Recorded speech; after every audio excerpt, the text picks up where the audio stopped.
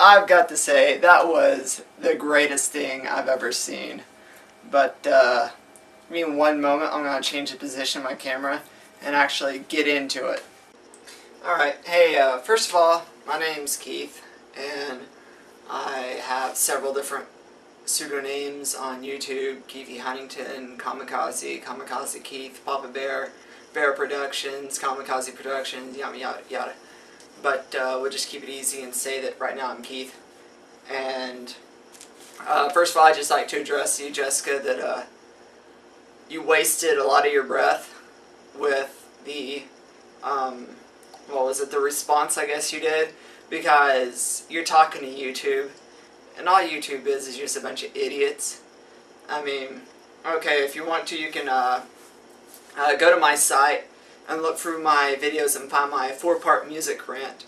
It was titled Emo Rant. I had several, you know, what do you call it, taglines or whatever, with the word emo in it, but the whole entire thing got probably collectively about 100,000 views, which is monstrous compared to the rest of my garbage I have up on YouTube.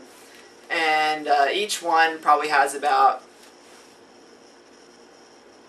I don't know, maybe 1,000 comments each, 600 to 1,000 comments, give or take. And majority of the comments are people saying, "Oh, you're a faggot," and you know, just stupid stuff like that. And "Oh, you're just an emo idiot. You're seen. Why don't you go cut your wrist?" You know, stupid crap like that. And the thing that I don't think quite realize is you're trying to make a point, a very valid point at that, but the location you're doing it is YouTube, and you can't make valid points on YouTube. I tried. I'm pointing at my computer. It's over there on the coffee table. I tried, and people on YouTube are just stupid. That's all there is to it. But I don't know. This is kind of it's a response to yours, but it's also kind of a response to a lot of things that I've had to put up with through the years. I guess people calling me emo because I stood up for what real emo is. And I don't think the people took the time to watch the entire hour-long documentary because they're lazy, they're uninformed, and they're morons. But if you get on there and watch it, I'm sure you'll get something a little bit more thought-provoking out of it than a lot of the other viewers. And if you would like, you can read the comments and see the type of crap that I have to deal with.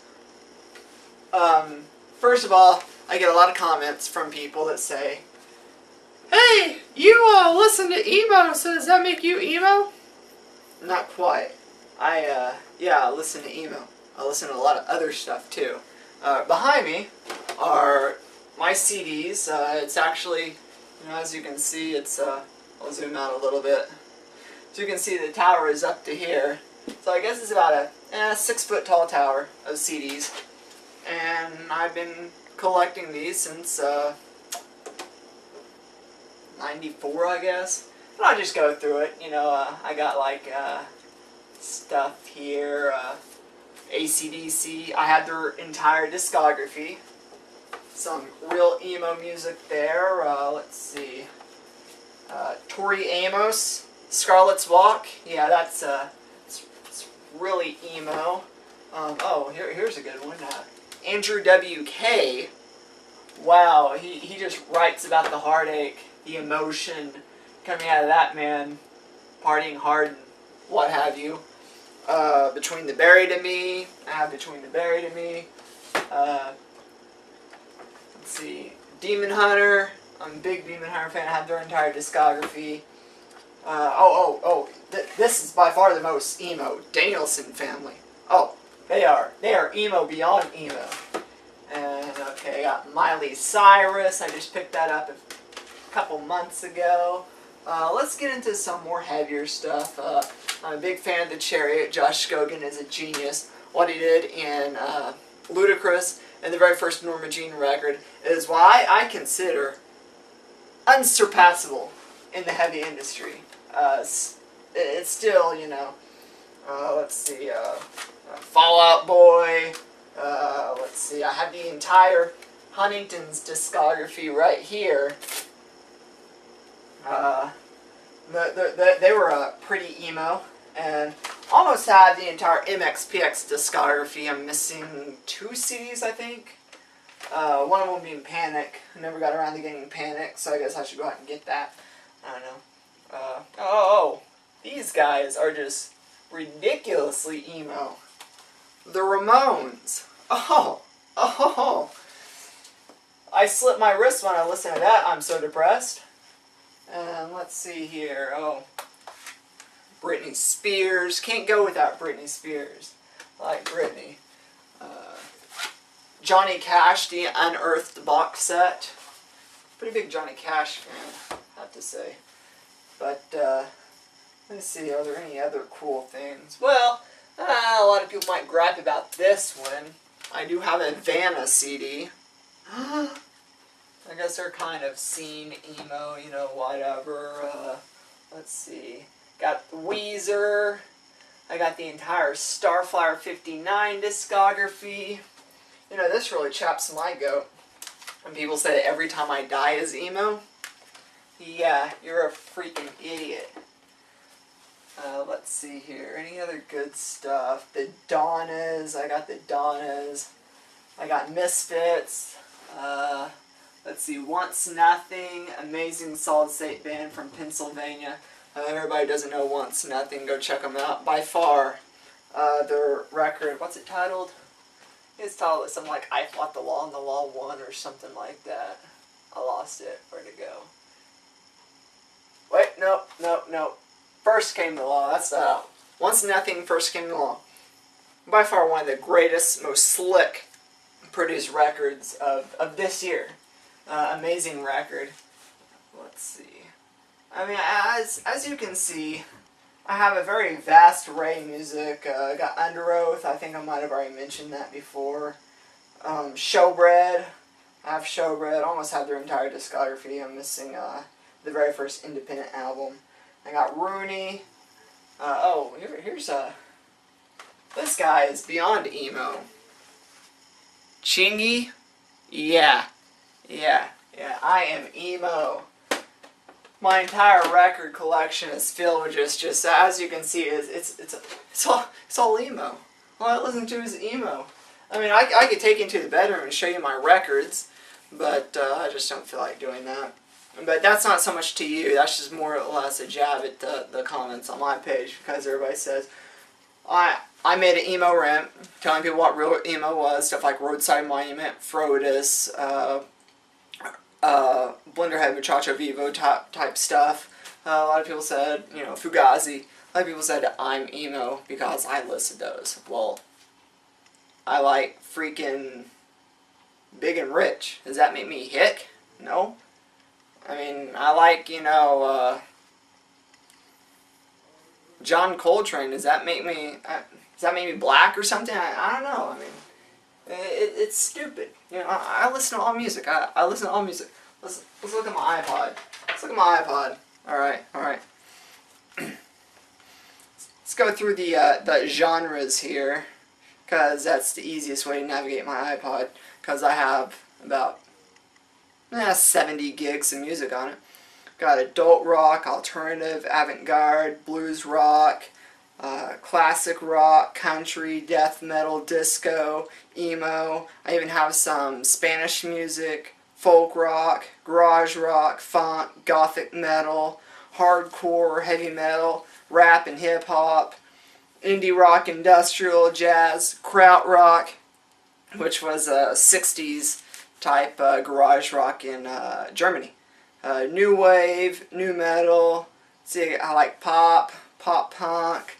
I even listen to praise and worship music, reggae, rockabilly, ska, southern gospel, swing. I like thrash punk. I mean, pretty much, if it's playable, I like it. So, I don't know. But anyway, okay, enough about me. We'll get to your video. And this is probably going to be like an hour and a half long, but I don't care. Anyway, you were going on and on about how the scene is deteriorated, and yada yada yada. I'll get a good zoom in so I can stand back here. Anyway, you're talking about how the scene is deteriorated and yada yada yada. And I'm I'm complete, in agreement with you. Let's see. My very first rock and roll show was, well, backtrack a little bit. If you have any idea who Under Oath is, Norma Jean is, Me Without You, MXPX, some other artists like that, then all those bands are under Tooth and Nail Records label. You probably know who that is. The Fold, they're on there. They're from Chicago. You might know who they are. But they're all on Tooth and Nail Records. And that's pretty much what I base majority of my listening around is Tooth and Nail, because I know it's a label I can trust. And they're not going to serve up crap to me, as you so eloquently put, going to seeing shows and seeing crap music. But anyway, in 1996, the summer of 96, I went to my first show. That was over 12 years ago. And it was Tooth and Nail Weekend Part 3, which I'm so irritated that I missed Part 2. Part 2 is probably the best one they ever did. But Tooth and Nail Weekend Part 3 in Bartlesville, Oklahoma, at the Warehouse. And Plank Eye, Morales Forest, Driver 8, Javelina, MXPX, 90 Pound Wallace, Stave Saker. I think Starflyer was there, I think. I don't know, I'm trying to think if any hardcore bands were there, but I can't really remember if any of the hardcore bands were there. Because now the Focus and Bloodshed played Part 2. But I don't know, but yeah, those are the ones I remember. Stave Saker, MXPX, 90 Pound Wallace, so on and so forth. But that was my first real show. And that was in, I said 96. So I've been going to shows for a while. A lot of these kids out there, they started going to shows, I don't know, a couple years ago. And all they do is, they see the metal and the whatnot. But anyway, I've noticed a huge decline in the quality of music, the musicianship. And as you said, it's all a freaking fashion show now. It's, oh, I'm going to go to this show so I can see if my jeans are tighter than this guy, and see if my hair is straighter than this girl, and see who has the better eyeliner, all that crap. When, I mean, I realize, it's part of the culture, but I'm not knocking it. It's a fine part of the culture, but we need to just step back and say we're all about the music, and let's give a crap about, artistic talent. Now, I considered myself seen at one point. I still kind of do, but I don't know. Maybe not. I guess I don't wear, whatever. I wear tight jeans. I'm wearing a Stretch Armstrong shirt right now. They're a hardcore band. I straighten my hair. It's got a little bleach streak in it, if I can find it. There's a little bit of it right there. Whatever. I got tattoos. I did have snake bites, but they got really bothersome, so I took them out. I wear Converse, I wear track shoes and that kind of thing. But, I don't know, it's just not that big of a deal to, put on this big show. I just wear whatever I want. I started wearing skinny jeans in 2000 because the guitarist of the Huntingtons, he was wearing them. But he was wearing them because Johnny Ramone wore them in the 70s. And if you look at a lot of the hardcore scene fashion right now, it really seems to me like it's completely modeled after the 70s punk movement. Really tight jeans, that's what they wore in the 70s punk movement. The Ramones, Sex Pistols, Clash, so on and so forth. The white slip-on shoes. The first, I don't know, 4 years of the Ramones, that's all Johnny wore was white slip-ons. But he didn't wear Vans, he wore Keds, because back then Keds made guys and girls shoes. Actually, I think on the cover work to Ramones' first and second album, I believe they're all for wearing Keds, but Joey, Dee Dee, and Tommy are wearing lace-ups. But, yeah, they wore the tight jeans too. They wore really tight shirts, Road Ride the belt. And then I go to a show and I look at all the kids there at the show and they're pretty much looking exactly the same. The tight jeans, the slip-on shoes, the tight shirt, whatever. But then we start looking at the introduction of guys wearing makeup and the big messy hair and that hair in the face and all that stuff.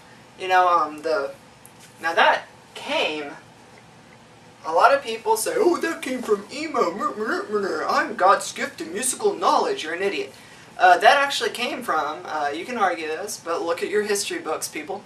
That came from Motley Crue, that came from Twisted Sister, that came from RANT, that came from Poison, so on and so forth. In the 80s, they all wore makeup. They all had big hair. They all wore spandex. And that's what everybody's doing today. It's just a big throwback revival to the 80s scene. Now, I had somebody write me the other day, actually, and we were having some correspondence over this, and he said that he's from LA and that scene never went away. But, well, be that as it may, it may have not gone away over there, but it went away a lot of other places. But, sorry, my hair's getting in my mouth. Let's see. Where was I? Oh, yeah. But, and that's the big thing is, pretty much all we are today is just a big throwback to things of the past. And I have a real strong feeling, you can disagree with me, or you can agree or whatever, but I have a really strong feeling that heavy music, metal, the scene is about to die out. Let's look at some history, alright. Okay, we got 1980, what, 3? Is that when it was? I think it was 83 when Motley Crue's first album came out.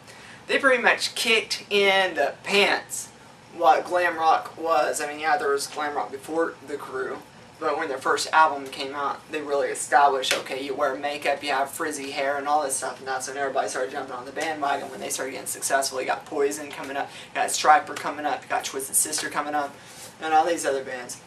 And glam rock was the thing. I mean, we're talking, you know, shows sold out to, you know, 500 billion people at each show going to these shows. I mean, glam rock was ridiculously huge.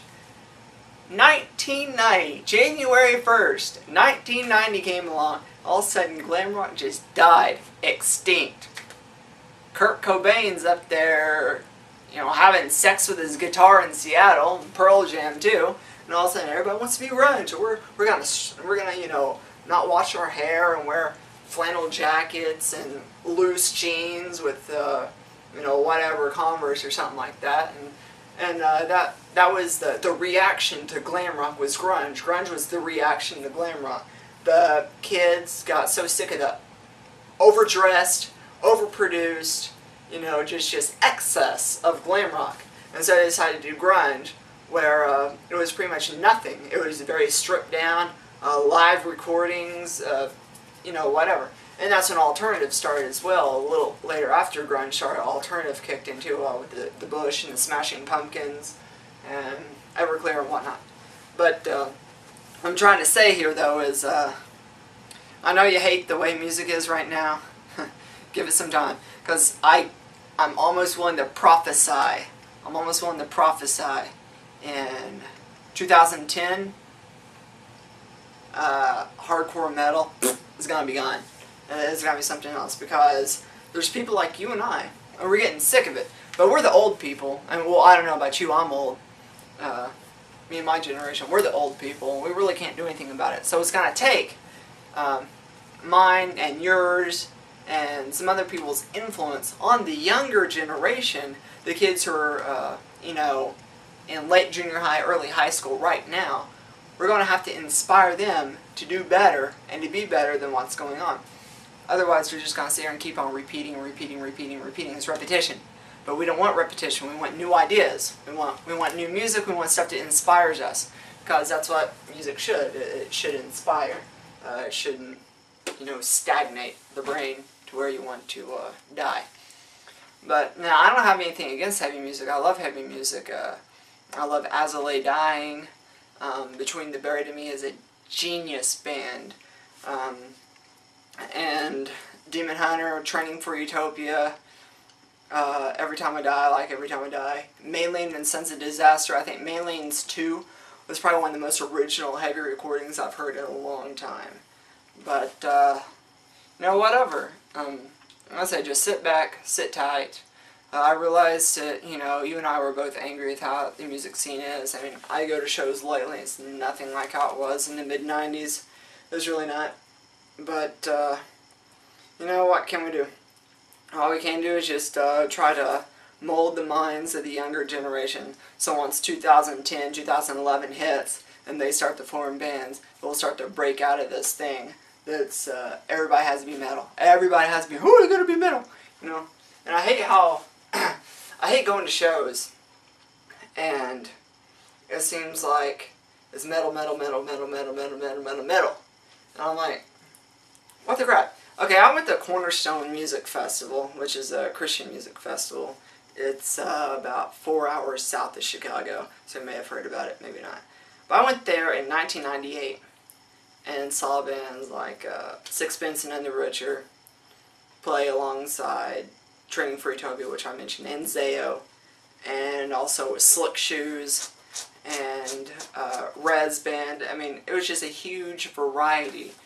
And it was even more huge variety in 2000, whenever I went back. It was, and then you go, this year, which I didn't go, the last time I went was 2005, and I was just see Huntington's last show. I only stayed for one day. But this year all it is just complete metal. It's just one huge metal festival. Who gives a crap, people? Good lord. There's more to music than...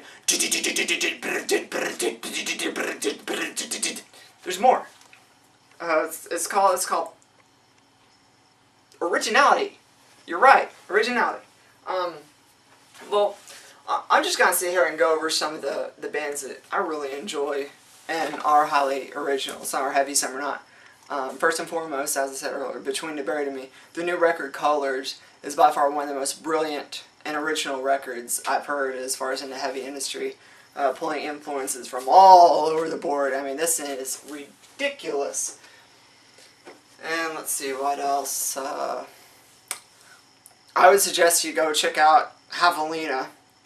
They were also been on Tooth and Nail, and I believe their album Space, Love, and Bullfighting or something like that came out in 2001. Try to find a MySpace page. They don't have a MySpace page, so I guess CD Now it or Amazon it or whatever. They're pretty obscure, kind of like circus music, pretty much, and not like Panic at the Disco circus music. I mean like real legit circus music with organs and hurdy-gurdies, and they were weird. Danielson Family, one of probably the most original band ever in the history of music ever, period.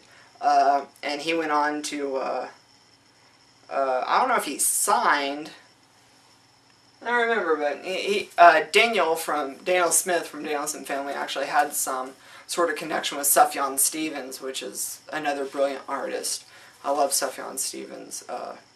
Let's see, who else would I recommend checking out? Who's really thought? Joy Electric. YouTube that crap. Amazon that crap.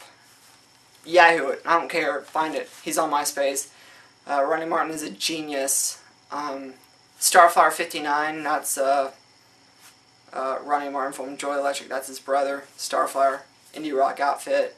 Both of those artists have been recording music under that name since '94, and they both released albums this year. So I would suggest go checking those out. Well, let's see, anything else? Well, I like Coheed and Cambria, but I'm sure you know who Coheed and Cambria is. Everybody knows who Coheed and Cambria is. You need to go there. Let's see. I don't really feel like thinking right now. I just get my iPod because there's a couple of heavy bands I was going to recommend, since you're pretty much on the subject of metal or whatnot. But these guys aren't metal, they're post-hardcore. But Destroy the Runner is genius. Life in Your Way is genius. Cry the Afflicted is genius. But I think Destroy the Runner pretty much sounds like they rip off Fall Out Boy a lot.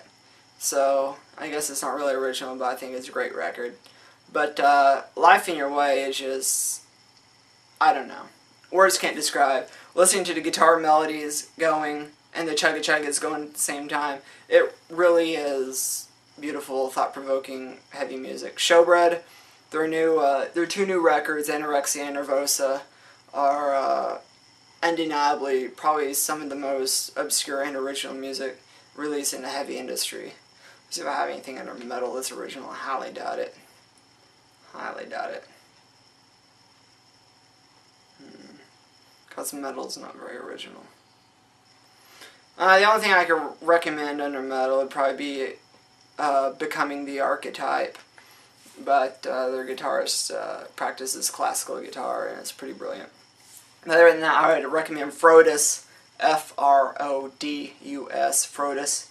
They were a post-punk / emo band from the late 90s. They were brilliant.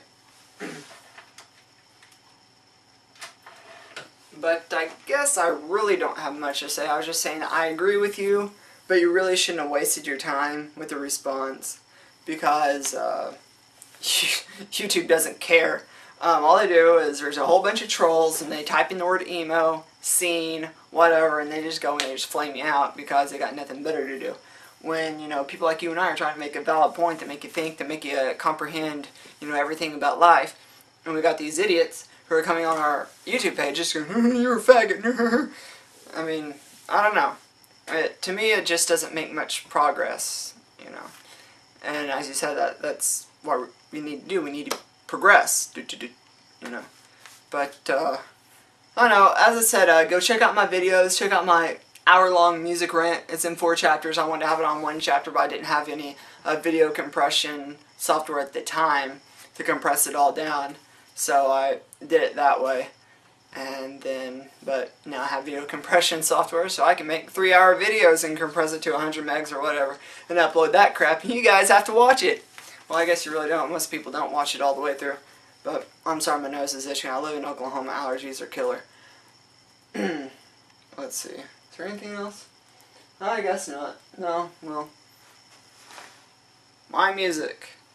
Other people's music, metal. My music. Other people's music, hardcore. And there is a difference between metal and hardcore. There's a big difference. It's worlds apart. A lot of people don't understand that. And there's a huge difference between emo, metal, metalcore. Oh, okay, rant. Good thing I didn't turn the camera off. I got a rant.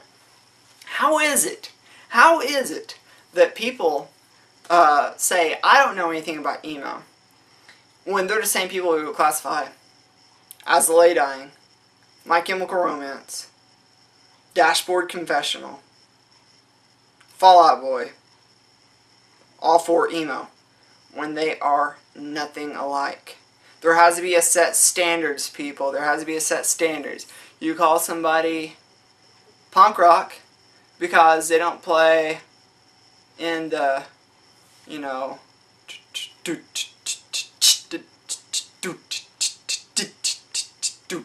don't play that. They sped it up a half step faster.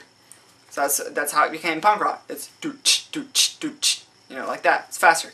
And I don't know. That's just one example.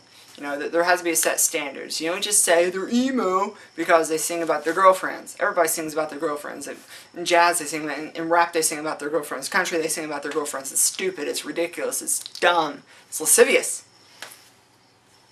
You need to change your thoughts. But I don't know. I guess that's the end of it. So thank you for listening to my comment. I agree 100% with everything you said, and I guess you have a nice day. Oh, and P.S. Don't sit here and apologetically say, oh, I didn't mean about everybody else's scene. I was just talking about, you know, Chicago in general. Because I know you weren't talking about Chicago. You know you weren't talking about Chicago because every single city across the world is filled with crappy, terrible local metal bands. I live in Tulsa. We have ridiculous crap metal. I lived in San Antonio. They had ridiculous crap metal. I lived in Johnson City, Tennessee. They had ridiculous crap metal.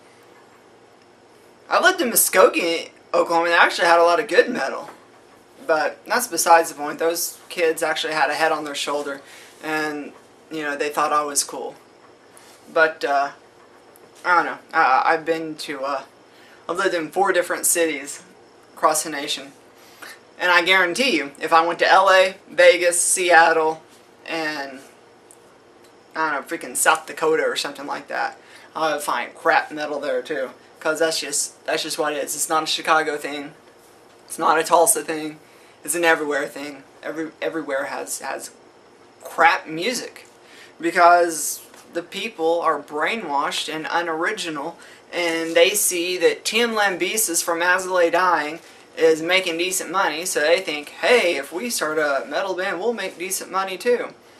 You're sacrificing artistic integrity. That's what you're doing. Music isn't about making money. It's supposed to be about making music. That's another reason why things with you and I and the rest of the world, how we are different, is because we realize that music is about making music, making talent, enjoying what you're doing, and starting like, I don't know, I guess in 2004, the industry thing started back up. And see, when the Rolling Stones and the Beatles and whatnot have you started getting popular in the late 60s, that's when music turned into an industry. It wasn't an industry at that moment, it was just people making music and having a good time. Then it turned into an industry where you're actually making money. And then it was like that through the 60s, 70s, and 80s.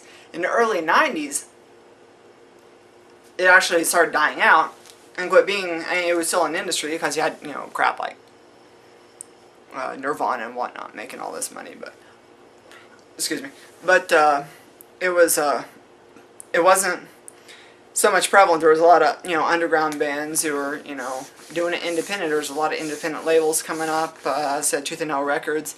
They were, you know, just in it for the artistic quality. That's why they had Danielson, Don't Know, Javelina, and stuff like that. But then Brandon Evil, the president, sold half the company to EMI in 2002, and that's when everything came tumbling down.